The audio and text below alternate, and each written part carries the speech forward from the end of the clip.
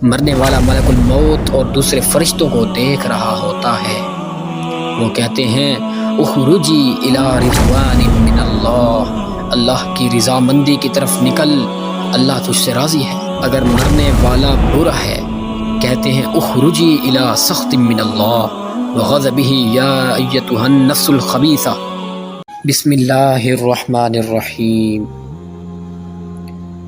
دنیا سے جانے والے لوگ، مرنے والے لوگوں کی 3 قسمیں ہوتی ہیں۔ دیکھیے، موت اور حیات ہمارے بس میں نہیں۔ زندگی اور موت حقیقت ہے، جزا سزا بھی ایک حقیقت ہے۔ پھر کیا ہوگا؟ قرآن کی آیت یہ بولتی ہوئی نظر آتی ہے فَأَمَّا إِن كَانَ مِنَ الْمُقَرَّبِينَ، کہ بہرحال اگر مرنے والا مقربین میں سے ہے، جن کی موت بھی نرالی ہوتی ہے۔ احادیث میں یہ آتا ہے کہ ملک الموت آتے ہیں اور اس کے پیچھے 18 فرشتوں کی صف ہوتی ہے، اس کے پاس خوشبو والا کفن ہوتا ہے۔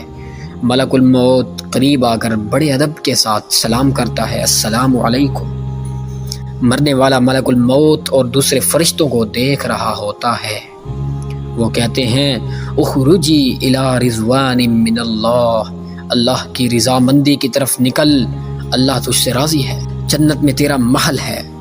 مرتے وقت اس کو بتلا دیا جاتا ہے کہ یہ تیرا ٹھکانہ ہے، اللہ تجھ سے راضی ہے۔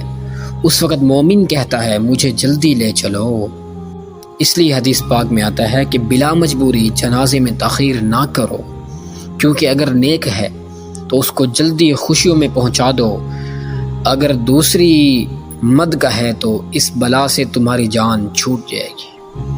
اگر مرنے والا برا ہے تو فرشتے نہایت سخت الفاظ اور تند لہجے میں اس کے ساتھ پیش آتے ہیں، سلام نہیں کرتے، کہتے ہیں اخرجی الی سخط من اللہ وغضبہ یا ایتھا النفس الخبیثہ، اے خبیث روح، نکل خدا کی ناراضگی اور غضب کی طرف، اب تم پر خدا کا قہر ہوگا، رب تجھ سے ناراض ہے، دوزخ میں تیرا ٹھکانہ ہے۔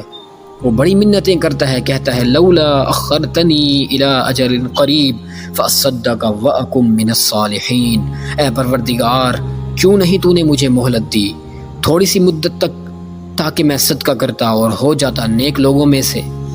اللہ کی طرف سے یہ اعلان ہوتا ہے لن یؤخر اللہ نفسا اذا جاء اجلها۔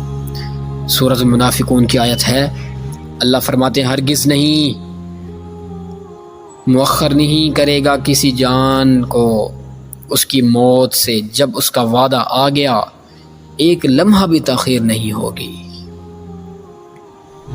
تو سن لیجئے اس کا انجام کیا ہوگا کہ اگر مرنے والا اللہ کے قریب لوگوں میں سے ہے تو اس کا انجام کیا ہوگا؟ فروح وریحان وجنت نعیم، اس کے لیے راحت ہے اور روزی ہے۔ روح کا معنی راحت ہے، ریحان کا معنی رزق ہے، اور ریحان کا معنی خوشبو کے بھی آتے ہیں، رزق بھی ہوگا اور خوشبوئیں بھی ہوں گی۔ وجنت نعیم، نعمتوں کے باغ ہوں گے، مقربین ایسے ایسے باغوں میں ہوں گے جو نعمتوں سے بھرے ہوئے ہوں گے۔ ان کا جسم اگرچہ ہمارے سامنے پڑا ہوتا ہے، لیکن جنت کے ساتھ ان کا الگ کنیکشن قائم ہو جاتا ہے، وہاں کی خوراک، وہاں کی راحتیں ان کو میسر ہو جاتی ہیں۔ یہ سارا کچھ اسی قبر میں ہوتا ہے۔ حدیث پاک میں کیا آتا ہے؟ القبر روضۃ من ریاض الجنہ او حفرۃ من حفر النیران، قبر یا تو جنت کے باغوں میں سے ایک باغ ہے یا جہنم کے گڑھوں میں سے ایک گڑھا ہے۔